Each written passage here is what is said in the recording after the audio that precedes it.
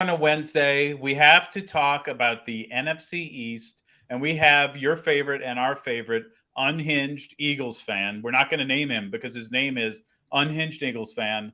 This is Pastor Rob. Could one of y'all pass the gosh darn rock? Hey yo, I'm trying, I ain't lying, and hosting this will be Brian. Yeah. Posting like Kobe Bryant, Yeah. flying to see the pie. Yeah. Hit the hezzy, we got Jesse, opinions get kinda messy. A fan of out of Letties, from football to racing jet skis. He go silly when he go deep, sheesh, is Zach Zeman. Teaming up with Jack, we stack the whole team, man. Pass the rock, don't stop the shot clock. Woo. Smack the slap shot, come on, now let's talk. Pass the, yo partner, pass the rock, for real.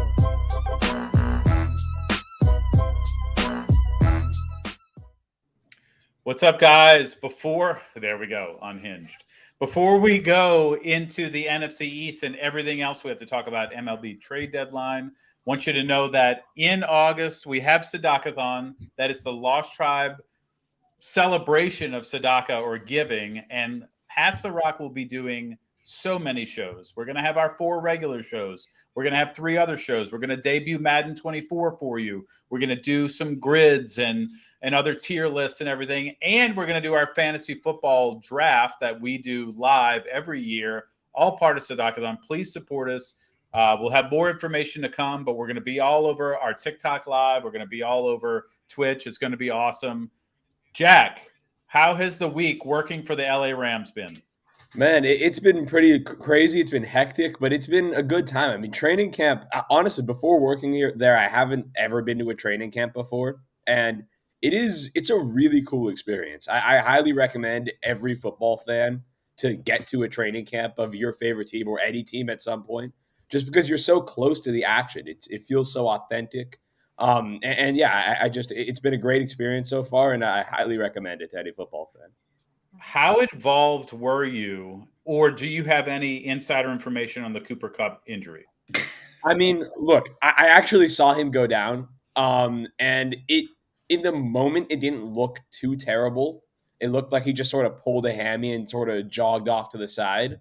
But from the reports, it sounds like it might be more serious than what I saw with my eyes. But from what I saw visually, he seemed like he just pulled a hamstring. Okay. Over to you, Jesse. How are you feeling with training camps open? Do you feel better or worse about the Patriots right now?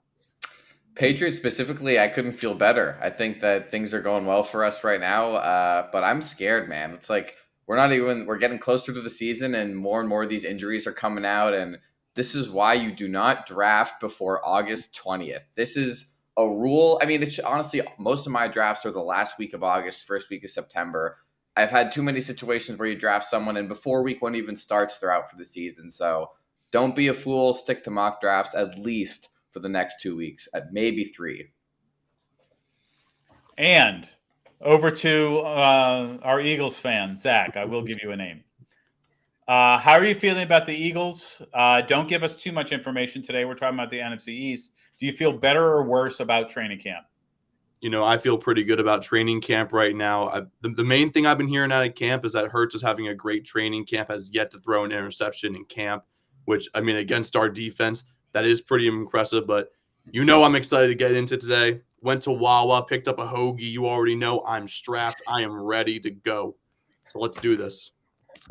I love that Northeast people think everybody knows what Wawa is. I know because I've had to travel there. You should. It's a beautiful place. It's a beautiful until they sponsor this show. Let's keep that on the DL. Almost as beautiful as Sheets. Hey, I go to school in Sheets County. I like me some Sheets too, but come on, man. It's Wawa. Born and raised Wawa. All right. Since you're jacked and ready to go, Zach, I'll ask you the Giants question. Danny's paid. Saquon is what I'll put in quotes settled. He's kind of paid. He got a couple extra bucks. Darren Waller on board. Can this offense actually make some noise? I mean, I honestly think it can, mostly not because of any of those players, but because of Brian Dable. He did a very impressive job with the Giants year 1 last year, and he did not have a guy like Darren Waller on that squad. Now they finally have a true first option in Waller. And I mean, you look at a team like the Chiefs that have Mahomes, Kelsey as that big connection. I'm not saying Danny Dimes and Darren Waller is going to be the next Mahomes, Kelsey, but I'm saying that kind of connection could be emulated to some degree in New Jersey this upcoming season. So look for that this upcoming season, especially with Dable running it. I just want to say All for right. anybody who likes to, dig deeper into the training camp, like all the news that comes out of it and go crazy with it, apparently Darren Waller was benched in the Giants training camp because they wanted Daniel Jones to throw to someone else. Like that's the story that came out. And if you're a PPR person and you like a blanket target, Darren Waller just might be that safety blanket for Daniel Jones every time. Yep. As a recent drafter of Darren Waller, I love that news. Give him a few days off, let him, take a break, and then he can go back to the 24 targets a game. Over to you, Jack. Can Tony Pollard shoulder the load for Dallas? His first chance to be the number one guy. There's a little bit of a rumbling of, do they get Zeke back in Dallas? Maybe the marriage isn't over there, but can Tony Pollard shoulder the load? I kind of have my concerns. I think that I remember last year when he had that opportunity to be the number one guy after Zeke went down. There were reports that came out that he was extra tired because he wasn't used to that workload. And now, of course, he's had this whole offseason to condition himself to be the RB1. But I don't know. He's a smaller guy. He can probably get dinged up pretty easily. And we already know that he's had issues with stamina as the RB1 before. I don't know. I mean, that wouldn't like lower him on my draft boards or anything because like I think he's super talented and he's gonna get an RB1's workload. So I'm not like staying away from Tony Pollard, but I'm definitely a little bit concerned. All right. I saved this question for Jesse because this move in the offseason puzzled me, and I just feel like Jesse would have the most passionate answer. What did Eric Bieniemy see in the Washington situation that made him leave Kansas City? I love this. I love this question. First of all, I think, when you're the older brother beating up on your little brother in Madden all the time, it's just not fun. So I think sometimes, you're not going to pick the Chiefs when you play against your little brother. And I think maybe for Eric Bieniemy, Andy Reid is the play caller there. He's the one calling all the shots. Maybe Eric Bieniemy just wanted a situation that he felt like he actually maybe had some more ownership in, like between Mahomes and Andy Reid and all of the huge names on that team. Maybe he just wants an identity that's his own. And I mean, Washington's got one of the best young defenses in the league. They've got a lot of great pieces on offense. Terry McLaurin is a phenomenal talent. Jahan Dotson is a really, really good young player. They've got Brian Robinson and Antonio Gibson. Sam Howell seems like he could be fine. Not the second coming of Mahomes, but seems like there's tools to work with there. So I just think at a certain point, do you really just want to stay in the same situation? And yeah, you might win a lot and people like that, but he already has at least one ring, maybe two, I think two now as a coach with them. So, he's won enough and maybe he just wants to build something from the ground up and likes what he sees in Washington. Now, I can tell you exactly what it is. Eric Bieniemy wants to be a head coach. And he's been in head coach conversations for years. It feels like every time that someone's looking for a head coach, Eric Bieniemy's at the top of the list. Why has he not been hired? Because people don't believe that he can be the same guy without Andy Reid. And he went to Washington to prove that he can still implement his system as the play caller and run it to the same high level by himself away from Andy Reid. And if he can prove that, he'll be a head coach next year. That's why he left Kansas City. Or he thinks it's a dumpster fire in Washington. He'll be the bright spot and he'll get that job. No, when the Saints interviewed him when they hired Dennis Allen as the head coach, and I was really excited about that potential. He's actually from New Orleans, Eric Bieniemy. So fun fact, the JCC fitness director that I supervised is his first cousin. So, wow. Maybe we get him on the show. You know what I'm saying? Yeah. Huge connections there. Huge connections. Huge. All right. Eagles question because it has to happen. Zach, will the Eagles suffer the runner-up sickness that some of these teams do and have a downgraded year this year? Look, all I can say from the Eagles offseason is that, kind of like how the Patriots always reloaded during their dynasty instead of rebuilding, they just reload. It's exactly what the Eagles did. You lose some defensive line pieces. You get arguably the best player in the draft in Jalen Carter, and then also Nolan Smith, who's very versatile on defense. I mean, you lose some You lose Miles Sanders, you get DeAndre Swift and Rashad Penny. I mean, like they pretty much just reloaded and got back to a position where they can easily make another deep run in the playoffs. I think they'll be absolutely fine, and I'm really excited to see how these new pieces will fit into the Eagles' offense and defense. We talked about this during the offseason already. Only 2 teams in NFL history have lost the Super Bowl and then won the next year. Anybody care to guess who? I'm going to assume one of the many. Patriots. 2017 Patriots and the 1970 Cowboys. The year after we lost to the Eagles, they beat the Rams. Yeah. Right. In like the worst Super Bowl ever. That Super Bowl. Yeah. Well, because the Rams shouldn't have been there. We don't have to talk about that. All right. Ultimate fate for the Eagles and the Cowboys. This is coming to you, Jack, first. Who goes further this season? Not who wins the division. Who goes further in the playoffs? The Eagles, 100%. The Cow. I mean, I think the answer is the Eagles for both. In the regular season, the Eagles are going to be a better team. In the playoffs, the Cowboys are going to choke like they always do. It's absolutely the Eagles. All right, Jesse. Same question, different teams. Commanders or Giants? Who goes farther? Ooh, that's good. I think it's going to be the Giants, though. I think the Commanders, I think they need a year to get everything under their belt. And then they won like 7 games last year, right? Like it was, or maybe, yeah, I think they were like 7-8-1 or 7-9, like, or 7-10, whatever the correct number is. But I think give them a year or two, and the Commanders will not, or whatever they're called 2 years from now, will not be the last team in the division. I think that they're on the come up. I think, like I said, they have one of the best young cores on both sides of the ball. So I'm excited to see whatever their team is named 2 years from now and how they're doing. All right, Zach, bonus question for you. Who has the best uniforms in the NFC East? The Cowboys, the Giants, or the Commanders? Oh, I got to pick between those guys. Those You absolutely do. All right. Out of those schmucks, I'll pick, and this is the fan base that I also have a lot of respect for, even though I am an Eagles fan, I hate their guts. Giants, especially with those throwbacks, they have the cleanest uniforms besides the Eagles right now. I really love the throwback for the Giants, and just the standard blue uniforms. I don't think those, out of the other 3, those can't be beat. Then it's Dallas, and then it's obviously the Commanders with those ugly ass uniforms. So, Zach, do you agree? I mean, Jack, do you agree?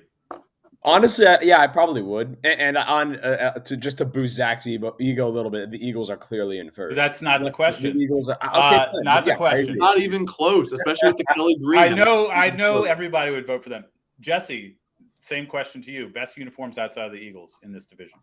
I think it is probably the Giants, even though they're like the most basic red, blue, and white jersey you've ever seen.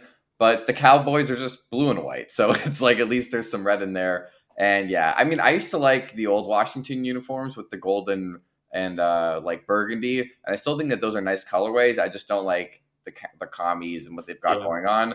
Excited to see. I think that they'll keep the colors. They'll probably keep the red and yellow somewhat. Commies. But, I'm excited to see what they do with the new ownership. I do have to say, if Washington went back to those older style uniforms, they'd probably be right on par with like Dallas's uniforms as they are right now. Like, or at the very least, they'd be in the running. They wouldn't just be at the dead last bottom.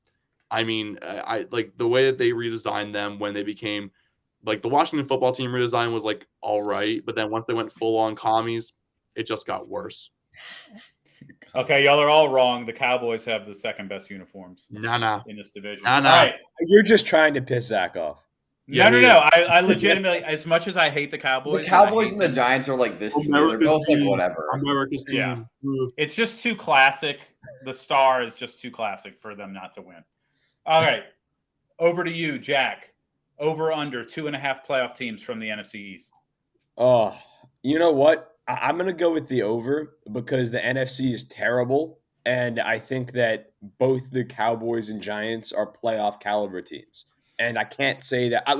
Honestly, in the rest of the NFC, I'm not sure that I can say that there's more than one playoff caliber team in the division. So the fact that I can consider there being 3 in the NFC East, I think I have to take the over. All right. Zach, to you. I'm also sticking with the over. Like Jack said, this NFC is a lot weaker than the AFC this year. I can easily see the Giants making it into one of those wild card spots. unless for some reason, say the NFC North goes absolutely crazy, Jordan Love is the real deal, and the Packers somehow sneak in, like there should be a spot for the Giants in the playoffs. I'm assuming that both the Eagles and Dallas will make it, whether no matter who wins the division, the other team will make the playoffs, I feel like. So I'm going Eagles, Dallas, Giants to make the playoffs. Jesse, anything different? I'm gonna go under. I'm gonna go with the under. I think the Giants did have a good season, but back-to-back playoff seasons for Danny Dimes and Brian Dable is surprising to me. And yes, the NFC is bad, but I'm counting on at least one of Minnesota or Green Bay to make it because I think Detroit's going to win that division, and then one of those two teams is going to be there. I think that the Seahawks are going to be better than the Giants are this year, and I think one team from the South, they could get hot if it's the Saints or if it's the Panthers, whoever that may be. So I'm going to go with the under. I think it's 2. But I think it's going to be the under. Right there. I think the Giants will be like the 8th seed. The Giants feel like they'd be a borderline team.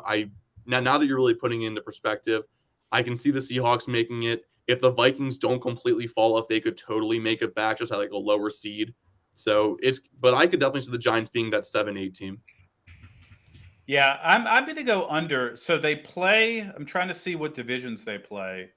They play the NFC West and the AFC East. AFC East. Yeah. Oh, So AFC. I think that's a pretty tough run. I'm going to go under here too. I don't know who the two teams are going to be, and we'll talk about that when we give our predictions. But I do think it's only going to be 2. So moving on, fantasy question. I had this come up in a draft earlier. Dallas Goedert or Darren Waller at tight end? Going to you, Jack. Yeah, look, as a Darren Waller dynasty owner, I'm a big fan of his. I think he's super talented, but he has 2 issues. He's always hurt, and he doesn't have week-to-week consistency. He's one of those guys that'll give you 30 one week, and he'll give you 6 the next. Like, there's no in-between. So, honestly, I prefer the guy that's going to be consistent and giving you between 12 and 15 every week, and that's kind of the definition of Dallas Goedert. He's not really the type of guy that explodes for those huge weeks, but week in and week out, he's going to give you around 12, 13, 14, 15 points. And that's all you really need to be successful in the tight end position in fantasy football. So give me Dallas Goedert. Jesse? I could not disagree more. I think fantasy football championships are won and lost at the tight end position. And I think having a safety net of 10 points versus having the ceiling of a guy like Darren Waller who can go off. And I know Dallas Goedert can go off too, but having the ceiling of a guy who can get up to 30 points at the tight end position will win and lose you a lot of weeks. I know that it's kind of the boom or bust, but the tight end position outside of Kelsey, Kittle, and Mark Andrews is the most volatile. I mean, even with Kittle in there, it's the most volatile position in all of fantasy football. And if there's any single player that can get you above that, set range of 10 to 15 points, I think you got to hammer that. And that being said, there's so many playmakers and Pro Bowlers on the Eagles. The Giants have Saquon and then not a lot of creators in the receiving game. And, Danny Dimes likes to check down. He doesn't like to throw it very far downfield a lot. Darren Waller on a little crosser route, that's going to be money all year. So I got to go with Darren Waller on this one. Zach? I feel like it's really interesting between these 2 tight ends. You can make very compelling cases for both, but I think if you are trying to win now, compete as soon as possible, I do think Waller is the move, especially with that news out of training camp that he is Daniel Dimes' favorite target right now. That's going Daniel Dimes. Daniel Dimes. He's the team lawyer, right? If Danny Dimes doesn't have a lot outside of Darren Waller, so I think if you want to win right now and you want that boomer bust potential, I think Waller is absolutely the move. But, Dallas Goedert, he's 2 years younger. He's going to be consistently good. But if you're going for greatness week in, week out, you never know when Darren Waller will just go off, like Jack said, for 30-plus points. So I'm going to say Waller, actually, especially if you want to compete as soon as possible, Waller is probably the pick. Yeah, well, let's not discount the fact that Goddard was out for 5 straight weeks last year too.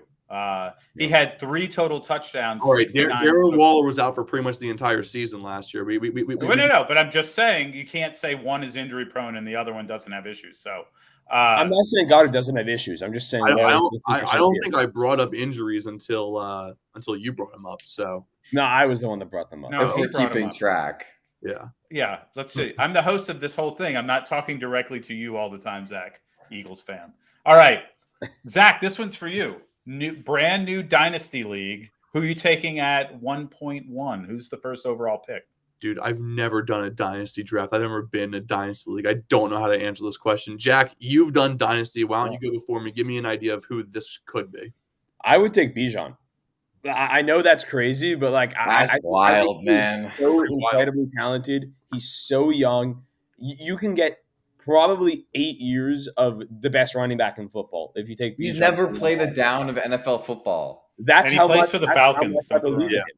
They're gonna feed the ball to him. They're just gonna run it, shove it down his throat the whole time. I mean, he's the guy there, and he will be for the next. Don't sleep on I don't Tyler know how many Algier, years. 1,000-yard rusher last year. You guys don't understand. Bijan is special. He is going to wow the world this year. Where'd he go to college? Texas. Okay. Not an SEC school? No way I'm taking him. All right, Jesse, who's your Should be pick? an SEC school. I think there's no way you can Not take yet. a guy who's never played a snap of NFL football first overall in a dynasty league. I think the easy answer is Mahomes. He's going to be around for years to come, and if it's a 2 QB league or a super flex, it might be different. But in a standard normal league, I think Mahomes at the 1 is the pick, or with how wide receiver stuff has been going, Justin Jefferson.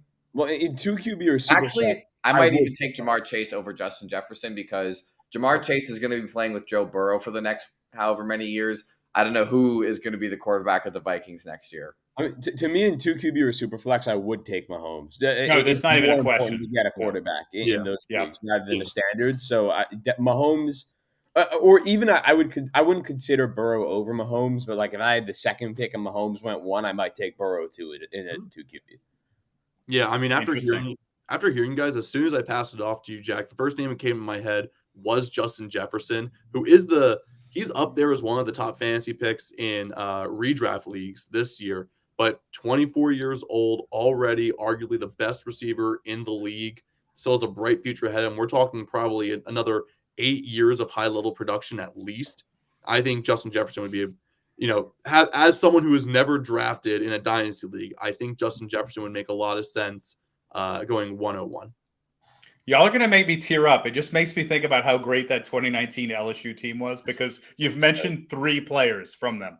Anyway, the answer is Patrick Mahomes for sure in a super flex because, just the consistency. He's not always the top fantasy quarterback, but you know what you're going to get from him.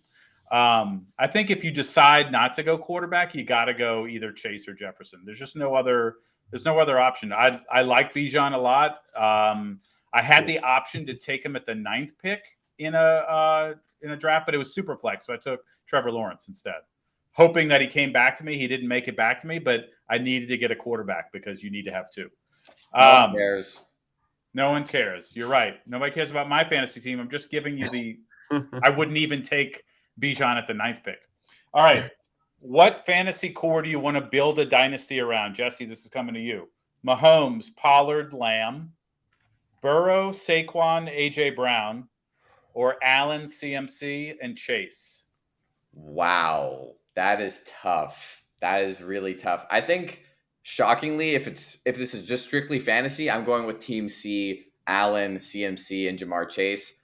Josh Allen is consistently the number 1 or 2 fantasy quarterback. Jamar Chase, for the reasons we just said, I think he's going to be with Joe Burrow for the next few years. Is going to be top 3 fantasy receiver for the next few years to come. And CMC, I mean, at CMC, I think he's the best running back on this list. Saquon's got some contractual issues. I mean, I know he got the 1-year deal for now. And I mean, Tony Pollard is just not better than either of those 2 guys. So I think it's Team C. Jack. Yeah, I agree. I would take Team C also. I think Team A would be in the conversation just because of Mahomes, but I think Allen is just like not that much of a step down. He definitely is, but not that much. And I think CMC is definitely the best of the three running backs. Surprisingly, I trust him with his injuries more than I trust Saquon. And Jamar Chase is arguably the best non-quarterback dynasty asset. I would definitely say he has a solid case for that. So, yeah, I would go Team C pretty easily. Also, I don't want two Cowboys on my team. Good man. Good man. Yeah, I'm agreeing with you guys. This is Team C all the way. We're talking about a top 3 fantasy QB, a top 3 fantasy a top 3 fantasy running back, and a top 2 fantasy wide receiver. I mean, it's really hard to beat that. It's Team C by a country mile. I think we give CMC a little bit too much credit after last year, and of course Jack likes him because he's got a SF on the side of his helmet. But I really like the Burrow, Saquon, AJ Brown from a highest floor. I know, look, there's a huge high floor with all three of these, but I don't know. I kind of like the consistency of AJ Brown, Saquon, Burrow. All right, everybody's favorite segment, and Jesse is the host, so I'll give it off to him. Thank you, Brian. All right, so Sauce Gardner clip been going crazy this week.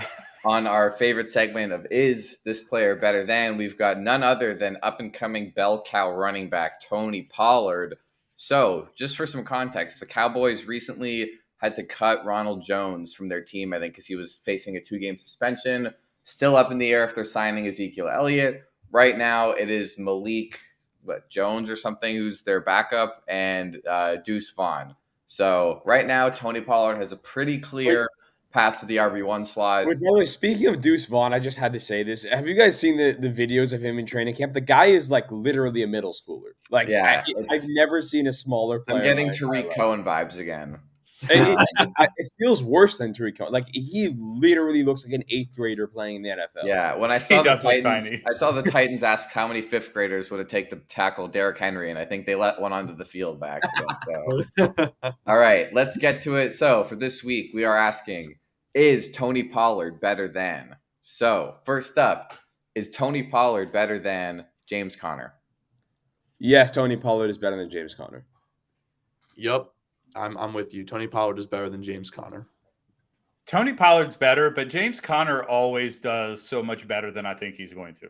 That's true. Yeah, that is true. James Conner could get a lot of usage this year. All right, let's go Miles Sanders. Yes, Tony Pollard is better. As someone who watched Miles Sanders for a couple of years, I'm telling you, Pollard's better. I don't think it's even close. Tony Pollard is No. head and shoulders above. J.K. Dobbins. Give me Pollard for sure. I'm taking Pollard as well. Pollard he doesn't get injured, or at least he hasn't. All right, Kenneth Walker. I like Kenneth Walker, but I think he needs to prove to me that he's better than Pollard before I can say that. So give me Pollard. Yeah, I'm in a similar boat. I was a big fan of Kenneth Walker coming out last year, but maybe as time goes on, this could change. But right now, it's Tony Pollard. Ken Walker won some fantasy championships last year and was good down the stretch. He's not better than Tony Pollard. This is going to get tough because we still haven't really seen Tony Pollard as a true number one. Yeah, and I know. So this could test some boundaries here. All right, Aaron Jones. Do I think that Tony Pollard? You know what? No, I'm going to say Tony Pollard's better. I think Tony Pollard is going to be better this year. I know we haven't actually seen it yet, but I think I'm going to do some projecting here and say that I think Tony Pollard will be better this year. Yeah, okay. I mean, Jones hasn't had any really standout years recently, so it feels like right now I'm with you, Jack. I'm going to go with Tony Pollard. Absolutely not. Aaron Jones is better than Tony Pollard. Now, I do think it's one of those moments where that could change this year, like Jack's saying. But absolutely, up till now, no way Aaron Jones is better. I don't know, man. He had a 1,000-yard rushing season last year. I think this has got to be Aaron Jones. He had a little bit of touchdown regression last year, but this is a guy who has put up over 1,000 scrimmage yards for like four straight seasons. So I think it's got to be Aaron Jones until proven otherwise. But hey, I'm not the one answering so far. Travis Etienne. I'm gonna take ETN here. I'm a big fan of ETN. Same. I'm going ETN all the way. ATN from the great state of Louisiana, not as good as Tony Pollard. Ooh. Oh, okay. Brees Hall. Oh, that's really tough. I'm gonna give the slightest of edges to Pollard, but I think Brees could be better this year. Both of these guys are kind of unproven as true RB1s. We saw some great stuff out of Brees Hall last season, but unfortunately he got injured. And then Tony Pollard, he wasn't originally the RB1, but then picked it up later in the season. I'm going to go Tony Pollard since he's not coming off an ACL tear. But if Brees Hall's able to stay healthy, this could easily switch by the end of the season. Yeah, Brees Hall was having a lot better season last year. Now, I know Pollard wasn't the starter or whatever, but I'm going to take Brees Hall on that one. Joe Mixon. Got to be Mixon, man. It has to be Mixon. He's just been so consistent for years. This isn't even close. This is Joe Mixon. Joe Mixon. Najee Harris. My boy Najee, why are you doing this to me? This one is probably the closest one so far. And because it's so close, Ty goes to the bias. Give me Najee. I respect that. No, I'm gonna go with Tony Pollard here. I don't think Najee's that good. Wow. I agree with Zach. I think it's Tony Pollard. I definitely think that Najee's in a bad situation. He is.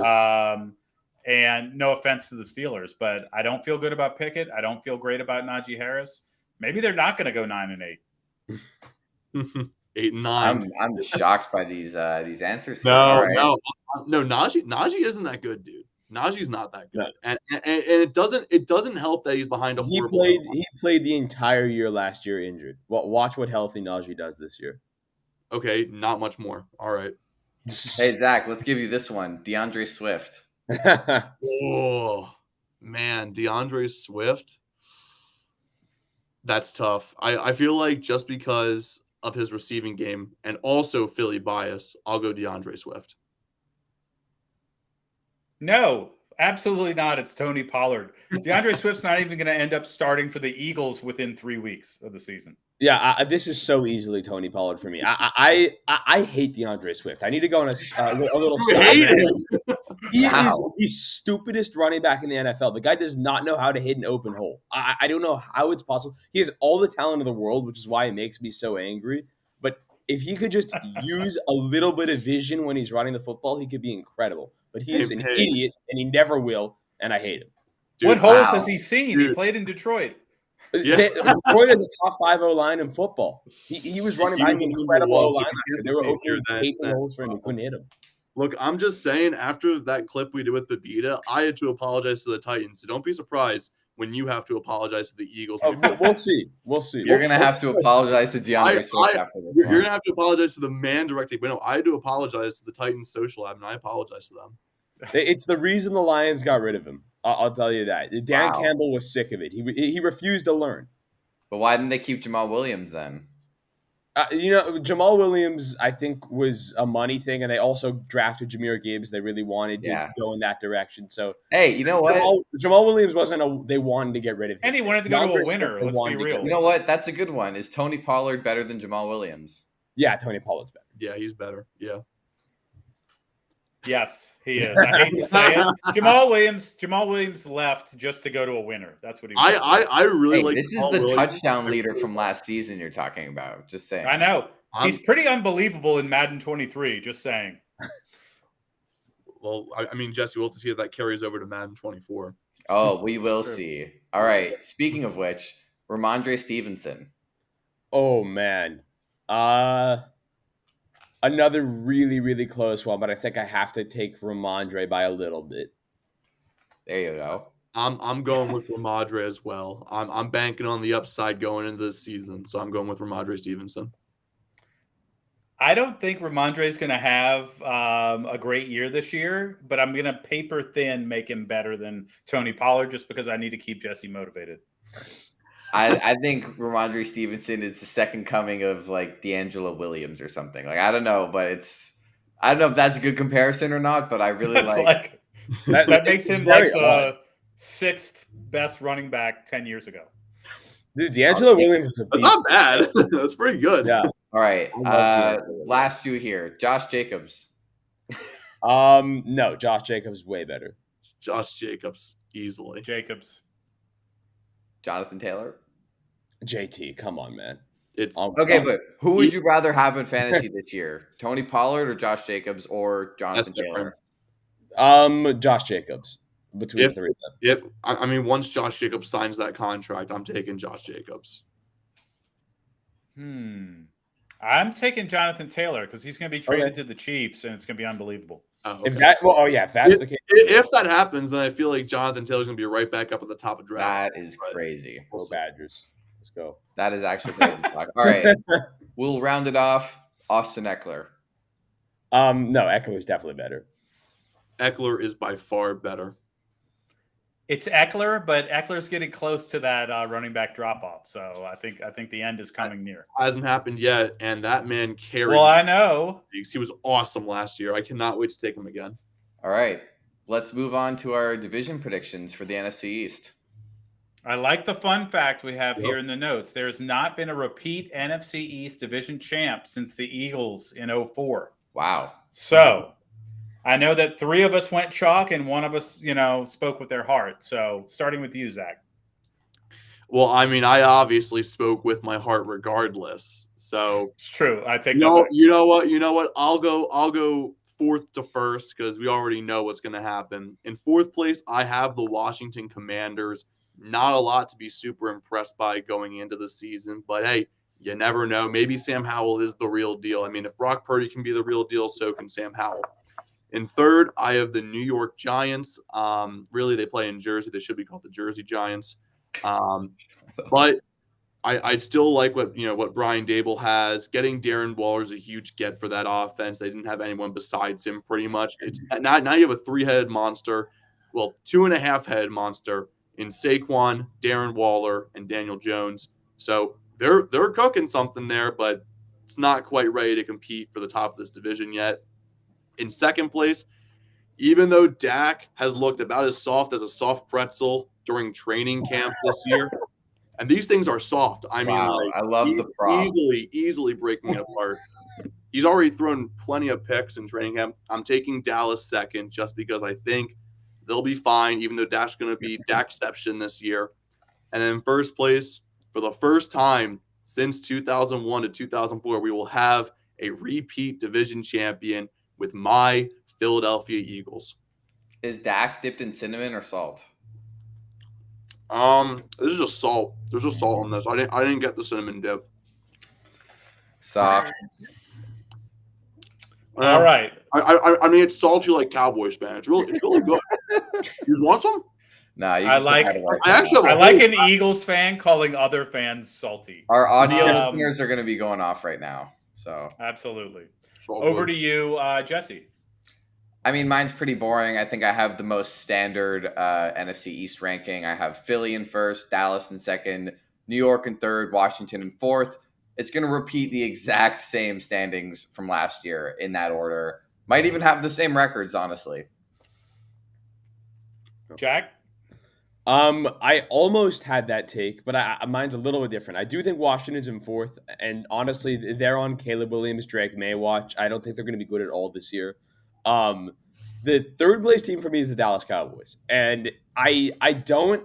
It's not that I don't like the Cowboys. I don't think that they're going to be bad. I think they're probably a playoff team still, but I really love the New York Giants this year, and that's why I have them finishing in second. It's more of a loving the Giants than a hating the Cowboys, and I just think it's because of Brian Dable. I mean, that guy is an offensive genius. We saw what they did in year one. Now we're moving into year two. They've established a winning culture there. You bring in Darren Waller, a new number one target for Daniel Jones. I just expect good things from the Giants this year. A lot of people are expecting a drop-off because they think last year was a bit of a fluke.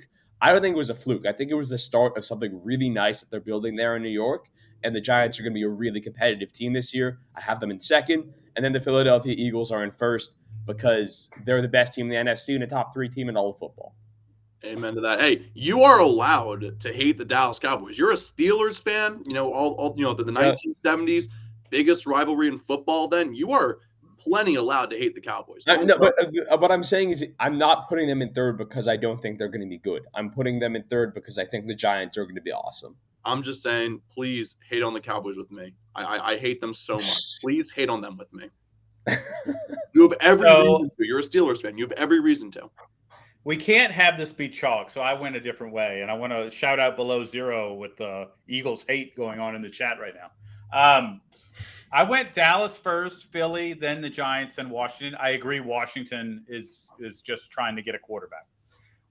I went Dallas just to paint the picture, okay, that they are an up-and-comer. I do believe somewhat in this. If you lose the Super Bowl, there's a lot to get over there. It doesn't always happen that way. But, the Bengals still had a strong season last year after losing the Super Bowl the year before. The Eagles roster is unbelievable. They probably are going to win the division. But I'm just going to put it out there that Dallas has got something to play for. I think Dak's on his last chance to really take a team somewhere decent. And I don't hope for this to happen because I don't want Dallas to win anything ever. When they're playing the Falcons, I want them to win that game, but that's about it. But I do want to paint the picture. I do think that they have the opportunity. I think if they really feed Tony Pollard, he could be unbelievable this year, and that they can compete right there with Philadelphia. So I'm just going to put them. I'm going to pick them just to do something different from the chalk folks we have here. So, all right, fantasy draft, NFC East only. Who's ready? I'm ready. Born ready, baby. Born ready. Oh, damn. Stole my life. This is a really interesting division. Obviously, they all are a little interesting, and they all have their own way about them. The first pick is for me. Then it goes Zach, Jack, Jesse. I'm excited for this first overall pick. I think this is a great week to have the 4-5 turn, so I'm excited. Well, this is what I'm going to say. I've looked back at some of these drafts, and I always go 2 wide receivers, and I never have a decent running back. So in looking at this list, I really like Pollard and I really like Barkley. I know there's some other options there, but and maybe I should take Jalen Hurts and just be set at quarterback. But I'm going to take the chance and I'm going to go Barkley, number 1. Mm-hmm. Mm-hmm. Not very shocking to me. Not shocking. I think he's pretty much the best fantasy option in this entire division, but I had a feeling you were going Barkley. I am running up to the podium with my second overall pick. Give me A.J. Brown. Shocker, the Eagles fan takes A.J. Brown. Over to you, Jack. Yeah. I'm debating a few things here. I think there's one running back left that I like.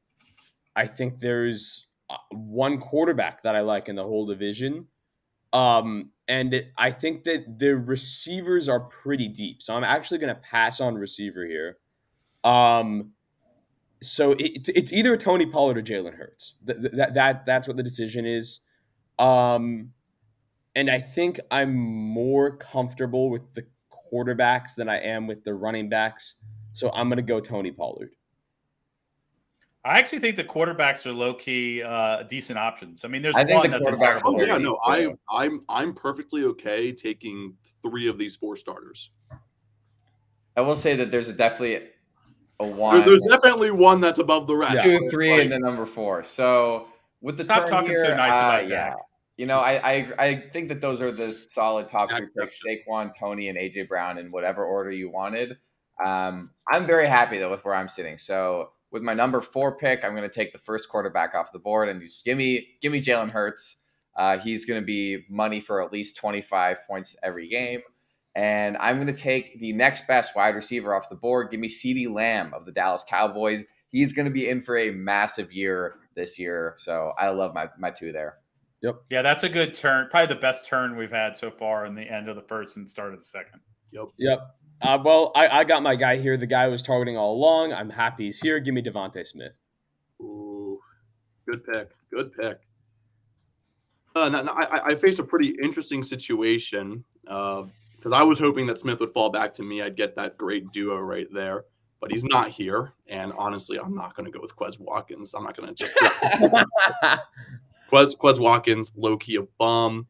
But like you said, Jack, I can probably wait on wide receiver. So it comes down, do I want to secure a quarterback or do I want to go with a running back? And honestly, I think I might have to go running back here. This is not a very deep running back division. There's only one guy left that I feel even somewhat confident in fantasy-wise. So I'm going to go Brian Robinson here. Oh, I didn't What? think he'd do it. Oh my god! I didn't think he'd do it. Oh, Nope, my God. I did it. I did it. You did it. God. You did it. There's only 3 good quarterbacks and 3 good running backs in this division. And You're Brian admitting that Robinson DeAndre is Swift was great. not good? I'm betting that it's going to be it's going to be, all 4 running backs in the Eagles depth chart are going to be used in different situations. None of them are going to be a fantastic fantasy option. So I feel pretty happy taking Brian Robinson, who's the clear RB1 in Washington.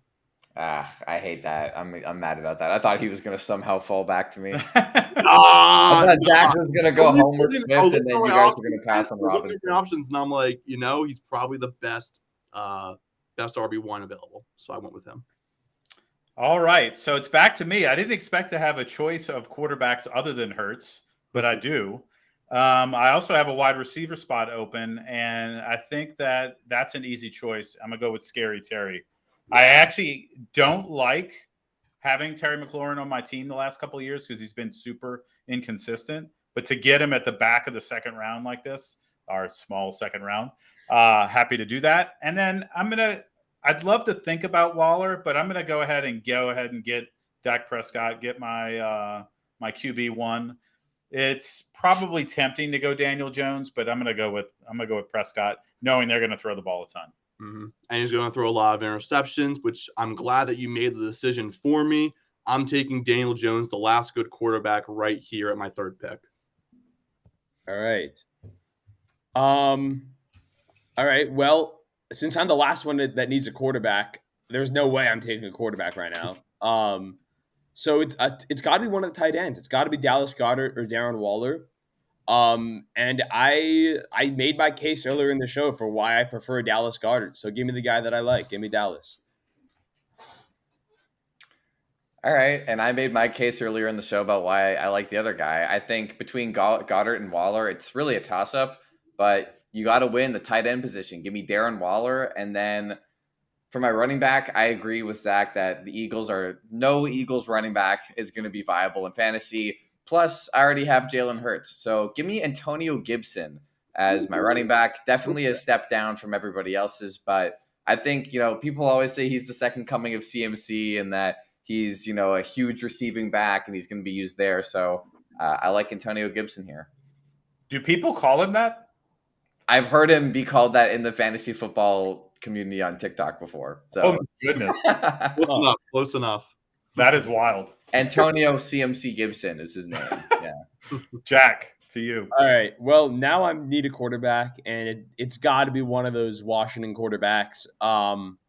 So either Brissett or Howell. I wouldn't be surprised if Brissett gets in there at some point this year, but I think in order to actually get something competent out of this quarterback spot, I need to bet on upside. And I think Sam Howell does have talent. He may not be great this year, but he's definitely athletic. He has a nice arm.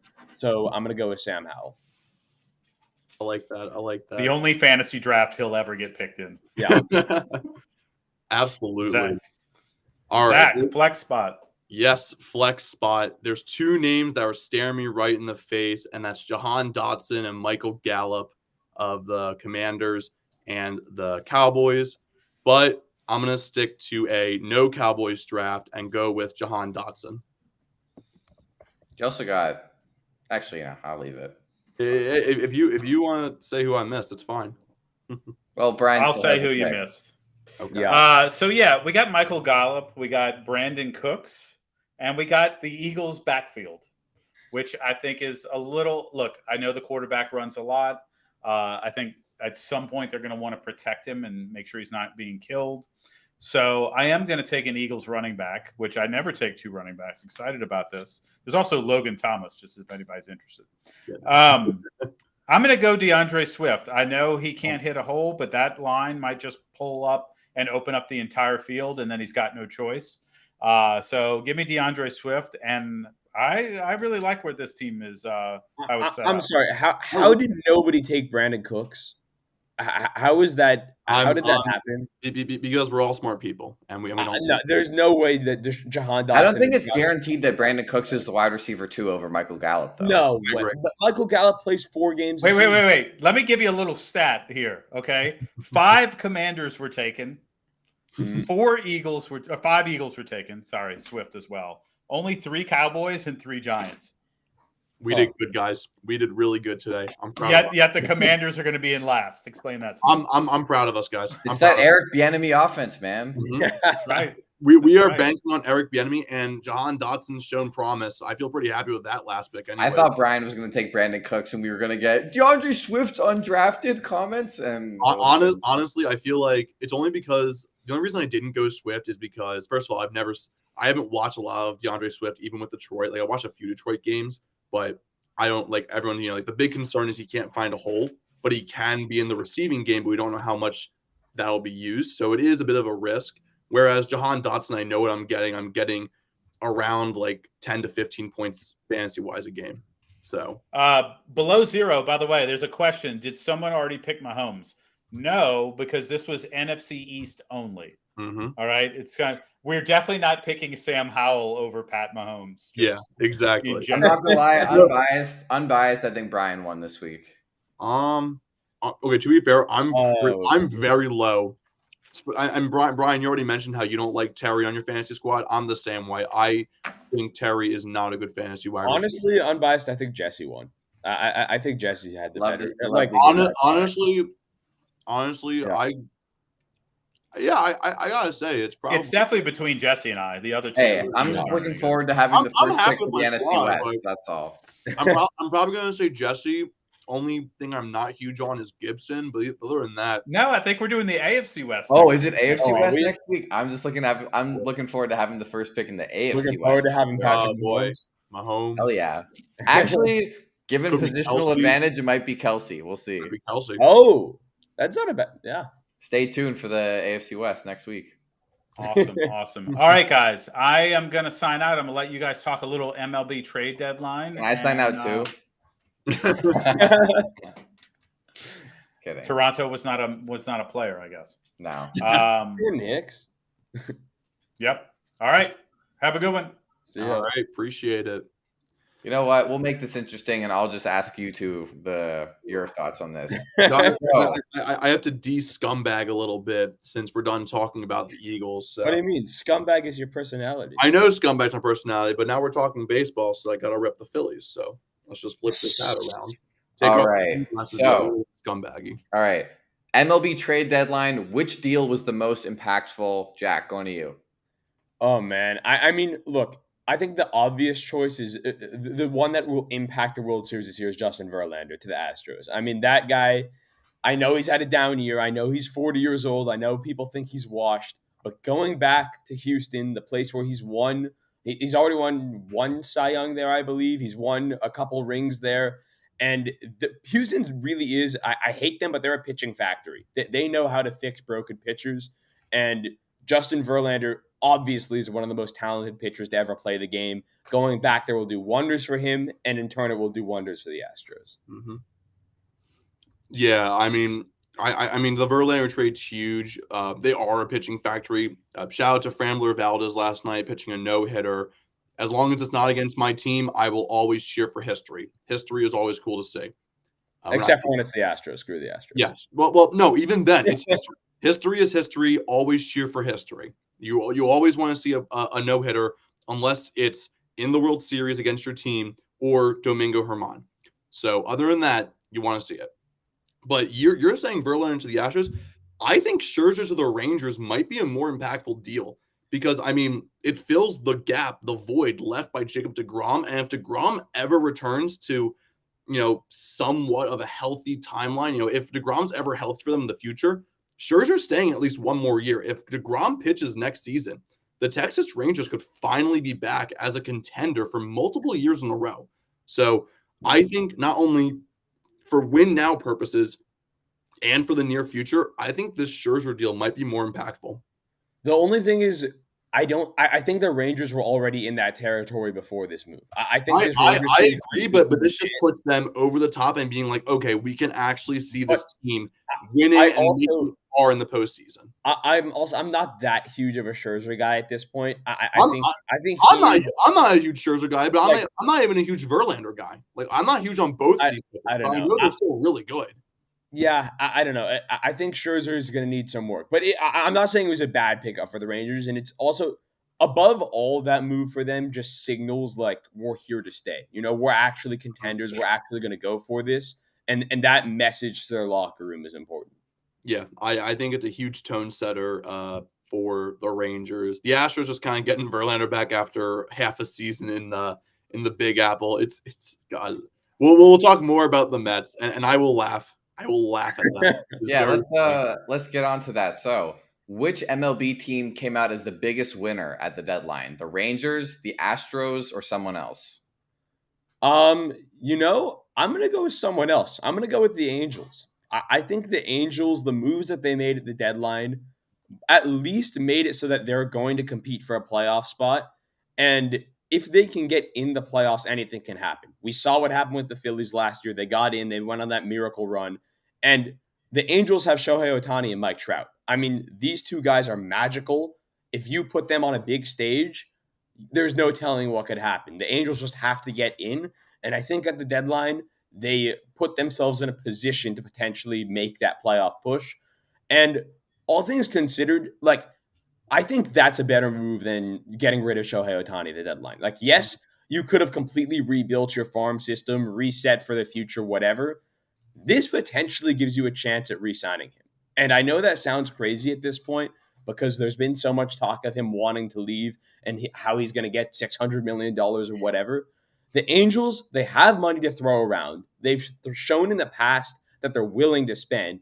And I think he likes living in Southern California. I think he enjoys being on the West Coast. He likes the warm weather. And I don't think he dislikes being an Angel. He just isn't happy that they haven't found success. So the fact that they're sending this message to Ohtani and really actually putting themselves in the running to potentially re-sign him long term, that's the biggest win of the deadline for sure.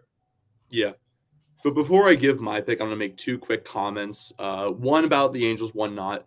First of all, well, actually, this is about Shohei in general. I want him to leave, and I think because he spends his off seasons there, and he says that he really enjoys it. I think he might end up with Seattle, and I would love to see it because also with the history with Ichiro and everything, how he defined that team for years and years. I could see Shohei doing the same thing, but you never know till it happens. Secondly, I was hoping before Bryce Harper came back and played first base that the Phillies would trade for CJ Cron. So good on the Angels for getting a guy that I actually did want to be a Philly before Bryce Harper played first base. But I already mentioned them once. I'm mentioning them again. The Rangers are the biggest winner of this deadline to me. You had two really solid starting pitchers in Scherzer and Jordan Montgomery. And then I think getting Austin Hedges is a very underrated move. Getting some catcher depth. I only really like it because Heim just got injured. It is like a short-term injury replacement kind of thing, but I think it's still very useful to have that because, sometimes you don't have that great backup plan. Heim's having a breakout season anyways. I would agree with you except for the fact that Austin Hedges is terrible. But Look. He's like a 180 hitter, but like other than that, the philosophy behind the move makes sense. Okay. Is Hedges at least like good defensively? Good enough. Then it works because he's your backup catcher. So, look, I mean, like I say the same thing about Garrett Stubbs. Garrett Stubbs does not hit very well for the Phillies, especially like this season's not been a good hitting season, but he does good enough on defense. So we play him every like 7 days.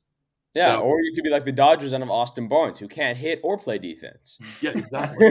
No, I have a question for you guys. So yeah. Would Shohei go to Al Hilal if they offered him $1 billion? Wow. Honestly, good question. No, he wouldn't. No. He I don't think he's a money guy. He's gonna get money because he's a unicorn, but I think he's about being somewhere that's gonna make him happy, somewhere close to Japan, somewhere where he has friends and has warm weather and all the things that I think that's more important to him than the money. I agree. I think Shohei's I think Shohei's more about of course, he's going to get all the money, but it's not strictly about money. And I feel like his deal, kind of like how Messi signed a deal where he's going to get team ownership eventually, like part of team ownership for Inter Miami. I think it's going to be a similar deal for Shohei, where at like the end of his career, whenever that is, he'll be let into the front office and he'll get a stake of ownership and help out whatever team that he signs to. So I think there are MLB teams willing to offer that in a contract. So you might see him sign for a little under $600 million over God knows how many years. But at the end of his career, he'll have a stake in that team. He'll be an owner. So I think he's going to stay in America. He's going to, or you never know with Toronto. Sorry, Jesse, you don't want to knock you out of the running already. He's going to stay in MLB. He's not going to sign back anywhere, even if Al Hilal offered $1 million. What if Japan offered him $1 billion to come play? That's actual that's like actually like a more interesting option. But are they giving him ownership of the team? Maybe. No, they're not.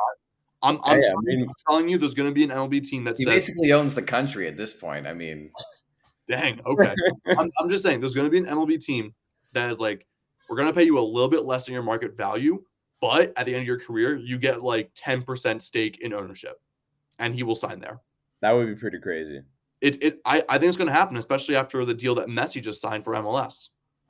That would be pretty cool. Really see it. Let's go to the flip side of this question. Which MLB team was the biggest loser at the deadline? We had some waving the white flag, some selling when they should have been buying. Zach, I'll let you go first. Oh, you already know the answer. And I had a wonderful day yesterday, a wonderful day following the trade deadline, because the Mets were selling. They've officially given up on the season.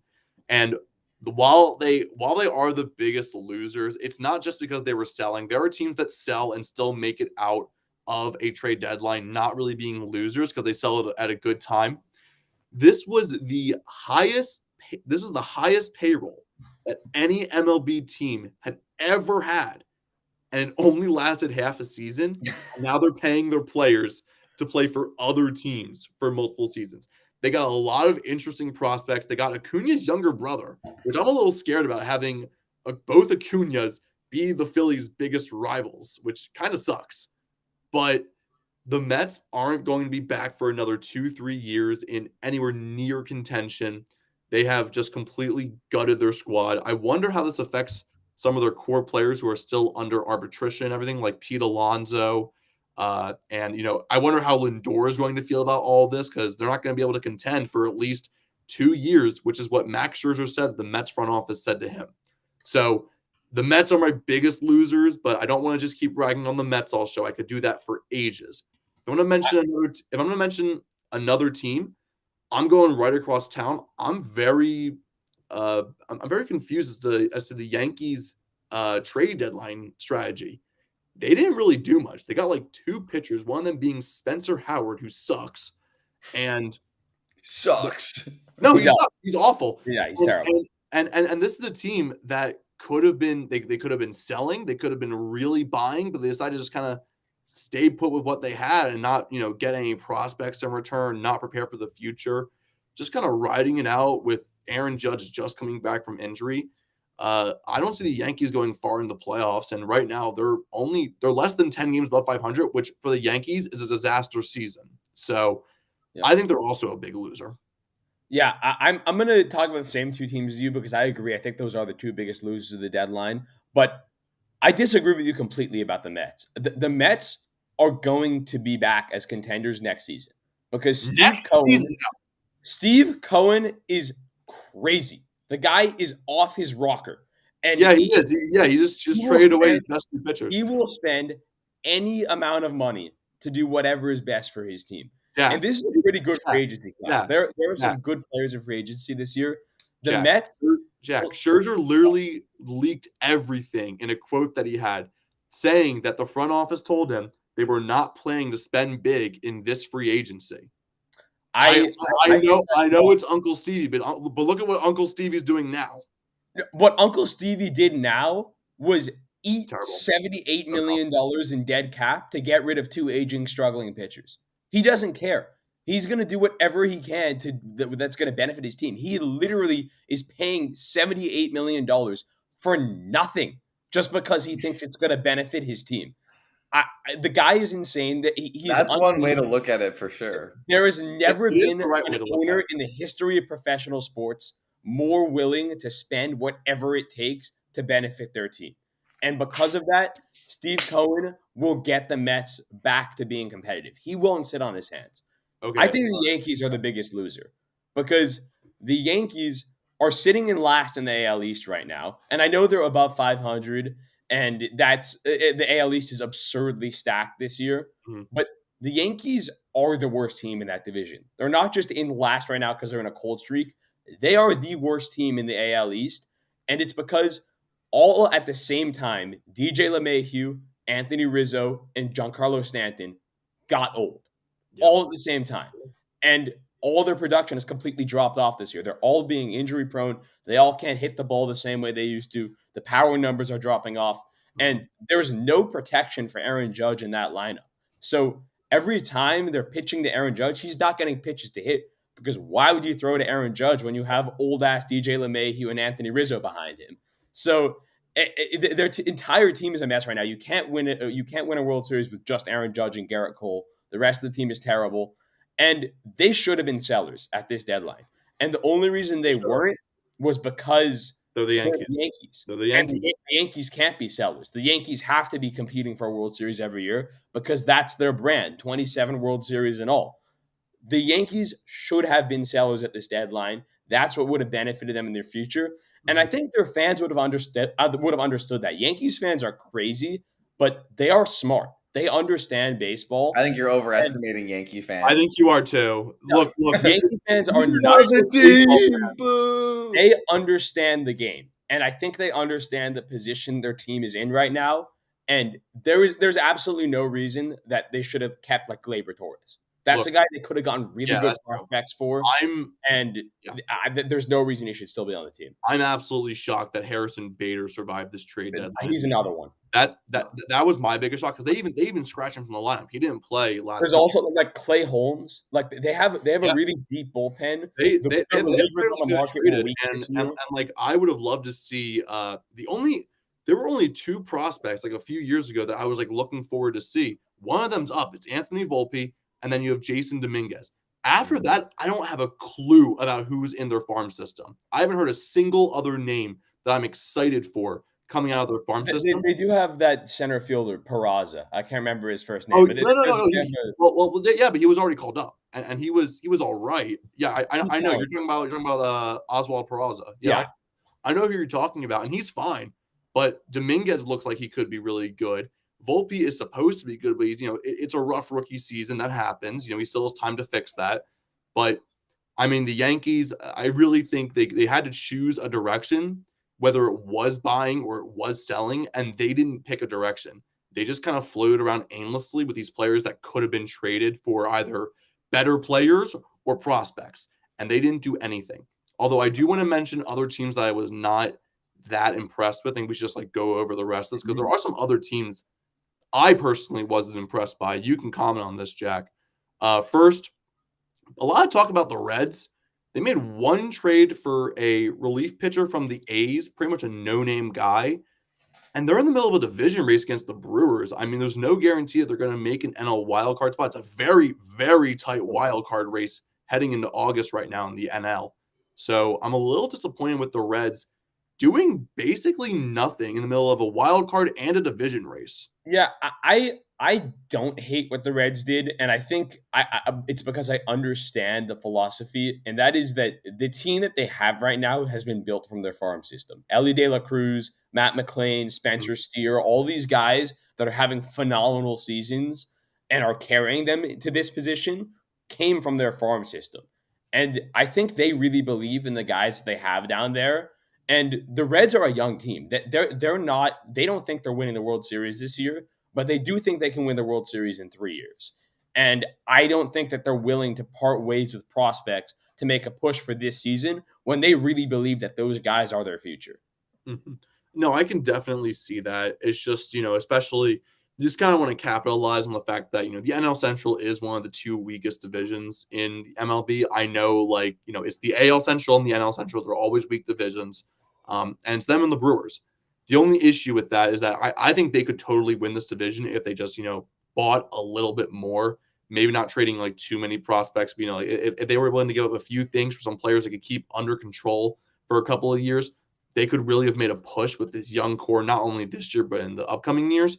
Now they're going to have to wait until at least the offseason to start, figuring out what do we want to do to push this team to the next level. Right now, as it stands, I think they're either going to be that 6th seed or they're going to be that one team looking in right now. I like they're really close, but it's a weird spot for them. I think they're winning the division. I think they're better than the Brewers. They could totally. I'm not confident in either the Brewers or the Reds making it far. So it could be either one of them that wins that division. Look, I just watched them take 2 out of 3 from my Dodgers. They're a good team. The Reds I know they are. Good. I know they are. All right. The Orioles made one move during the trade deadline, getting Jack Flaherty, who has not really been having a lot of success in recent years. They got him from the Cardinals. I'm only disappointed because same kind of situation with the Reds. While I think the Orioles will win the division, I think it's just big story for the Orioles. They're going to win this division. They're not going to be the highest seed in the AL, but they're going to be right up there. It's not their year to make a miracle run as much as I would love to see it. But if they wanted to try to commit to it, I would have liked to see them be a bit more, more buying. I mean, I also didn't really hate what they did. I think that they're really good already. They are, but I think that all they really needed was to add one more starting pitcher, and they did that. Jack Flaherty is a good starting pitcher. Jack Flaherty is a guy that when he came up was phenomenal. He got hurt. He missed a long time. He came back. He wasn't necessarily the same pitcher. But over the last month and a half or so, I believe he has an ERA around a 3. So he's definitely improved. He's looking or at least starting to look more like himself. And I've also mentioned this 1,000 times, but he's an LA kid. He grew up pretty much right down the street from me. So I will always be rooting for Jack Flaherty. Fair enough. And I think he's going to be good. I think he is going to be a good fit with the Orioles culture. And I think he's going to give them some really quality innings.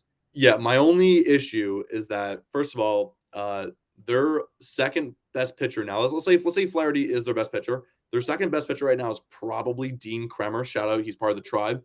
But Dean Kremer's already nearing his highest innings pitched in his career.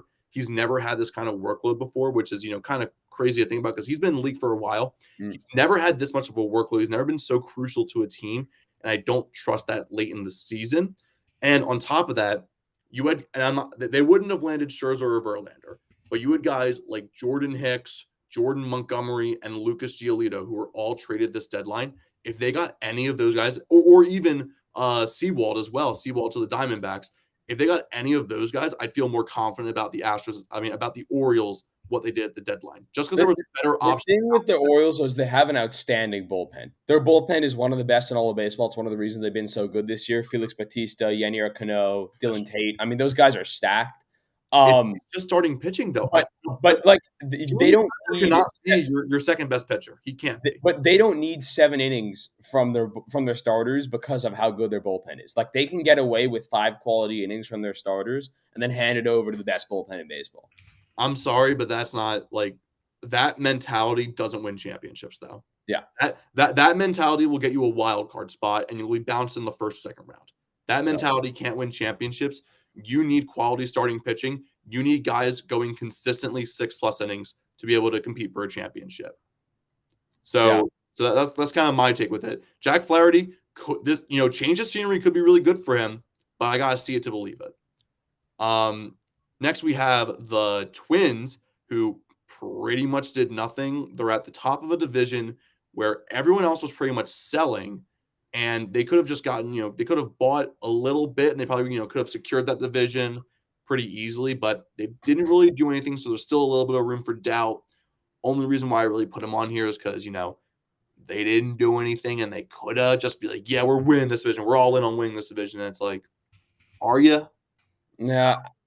I don't know. I honestly don't even think they're that worth talking about. They really aren't. I'm real. Their division sucks. They don't feel like they're World Series contenders, and they might squeak into the playoffs because their division's terrible. But No, want to go all in. they're clearly the best team of a bad division. And I don't know enough about the Twins, to be honest. Every time I see them on the Immaculate Grid, I'm always stumped because it's like the one team I know nearly nothing about. It's very Oh weird. my I God. don't really know anything about the Twins. We did mention in our group chat that we were surprised that the Mariners ended up selling at the deadline. They probably aren't going to be able to compete for the division, but they decide to not really compete for a wild card spot and decide to sell a little earlier than people probably anticipated. I mean, it wasn't like a hard sell, though. I mean, It they wasn't traded a Paul hard Sewald. sell. It wasn't a hard sell, but the getting rid of Seawald is kind of I interesting. mean, yeah, but they got a good prospect haul for him, and they also, I mean, they traded AJ Pollock, like fine, like That's I don't fine. really care. They traded AJ Pollock. I don't think it was that big of a deal. I think they offloaded some guys that I didn't see as big pieces for their long term future, and they got prospects. I mean and they don't see themselves as a World Series contender this year. I don't think there's a problem with a light sell if you don't think that you're going to win a championship. That's true. That's very fair. And also, hey, maybe they're just dumping contracts for that Shohei deal that I mentioned. Yeah, you never know. You never know. Again, I would love to see him in Seattle. I think just having a Seattle Shohei jersey would be absolutely sick. I would actually get that. I don't have a Shohei jersey yet, but if he goes to Seattle, I'm getting that jersey, dude. I actually want that a lot. And finally, I don't know if they are really a loser, but the Padres made an interesting decision over the deadline. They decided to buy instead of, letting some people go, building up their farm system again. Probably to, just to please the core of Tatis, Soto, Machado, and everything. And even when they were buying, it wasn't anyone crazy. I mean, we're talking about Dick Mountain, Rich Hill, G-Man Choi. I'm probably missing a few guys, but Yeah, Scott Barlow, good reliever. yeah. So, but no one crazy at the deadline, which I didn't expect them to go for anyone crazy, but like, you could have seen someone. I mean, instead of G-Man Choi, what if they got like CJ Crone or? They got Garrett Cooper from the Marlins too. So That's right. Okay, fair enough. Garrett Cooper is solid as well. So, but was buying the right move considering that they're having a pretty surprisingly weak season?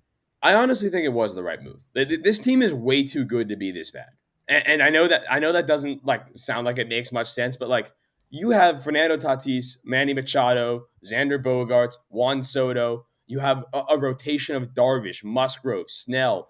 I mean, Josh Hader at the back end of your bullpen. This team should be a World Series contender. There's no other way to put it. With that roster, they should be a World Series contender. And maybe buying jumpstarts them. Maybe that's the front office telling them, look, we believe in you guys. We're going to bring in reinforcements. We're not going to implode this team just because we've been struggling for a little bit, and we're going to bet on your talent. I think that's the right move with the guys that they have. Mm-hmm. All right, so then 2 questions then, right? First of all, if the Padres miss the playoffs this season, what do you do in the offseason? I think you consider trading Soto just because he's, I believe, heading into the last year of his deal next year. And other than that, I mean, if you can trade Soto, you rebuild your whole farm system. I mean, that's like you replenish everything that you lost in trading for Soto. And I think that's a good way out of it. But if you do find a way to make the playoffs this year, you're hard buying. You're getting everyone you can because next year you're going all in. You're assuming that re-signing Soto is going to be difficult with the contracts you already have on the books. And next year is their World Series year if they're able to squeak in this season. Fair enough. I right now I think they miss it just because it's just been a really weird off season for them. I totally expect them to be the second best team in that division, but now it's the Diamondbacks or the Dodgers, depending on what day it is. Honestly, no, it's going to be back and forth. I think it's going to be like a back and forth battle. I mean, the Dodgers do have a 5-game lead right now, though. We pulled ahead of Dude, it. I'm just saying. I still believe in the. I still believe in the Diamondbacks. I still believe in them. But Sure. Final question: the Padres refusing to give up. Does this make the Mets cowards? I say yes. They're cowards. Of course you do. Yes, I do. They suck. No, I think it was the right moves also for the Mets because the Mets situation was different from the Padres. The Mets were stuck with these 2 40-year-old underperforming pitchers that happen to have the 2 highest annual value contracts in the history of the sport. That's rough. I mean that is a really, really rough situation to be in. And I think just cutting ties from that, saying we're going to go in a completely different direction, is a good reset for the organization. And with Steve Cohen at the helm, they're not just resetting and giving up. They're gonna buy someone else. They're gonna start building up a contender again. But I think they had to move off of Verlander and Scherzer. They had to find a way to cut those ties. I'm still not confident that they're not going to spend big in free agency, in my opinion. I don't think they're going to be big buyers, especially with all that dead money now. I know Cohen's insane, but we're talking about like levels of luxury tax we've never seen before. And that will honestly start raising questions as to be like, should there be a salary cap at that point? Because it's getting kind of ridiculous with the Mets. But we have never seen an owner willing to go to these lengths before. I will give him credit. We've never seen an owner buy as much as Steve Cohen did. But it's kind of funny. Both winners of the offseason in not in the places they would want to be. Very interesting stuff. Any other trades you want to highlight, or I think we're I think we're good to wrap it up. I think we're good. A lot of good baseball talk. A lot of good NFC East talk. Yeah, guys. I feel really strongly about them. Jesse, do you know what your Blue Jays did? They did. They got Jordan Hicks, who I've heard is pretty good. So he is pretty good. The guy throws like 104 miles an hour. Yeah, he has a cannon attached to his arm. And then you also got Paul DeJong, also from the Cardinals. Who's oh my God, no way! No, I like that move actually a lot for the Blue Jays because Boba has the. Where would you rank the Blue Jays in the AL East? Third. I think they're like smack in the middle. Orioles and Rays are better, and they're better than the Red Sox and Yankees. Yeah, they're probably third. It's third or fourth, depends on how you feel about the Yankees. It's third or fourth. I'll take it at this point. Well, thank you guys for joining us on Pass the Rock. Everybody who's been in the chat with us this episode. A lot of talk. We'll see you for the AFC West next week. So that one's going to be spicy. So we will see you then, and have a great week.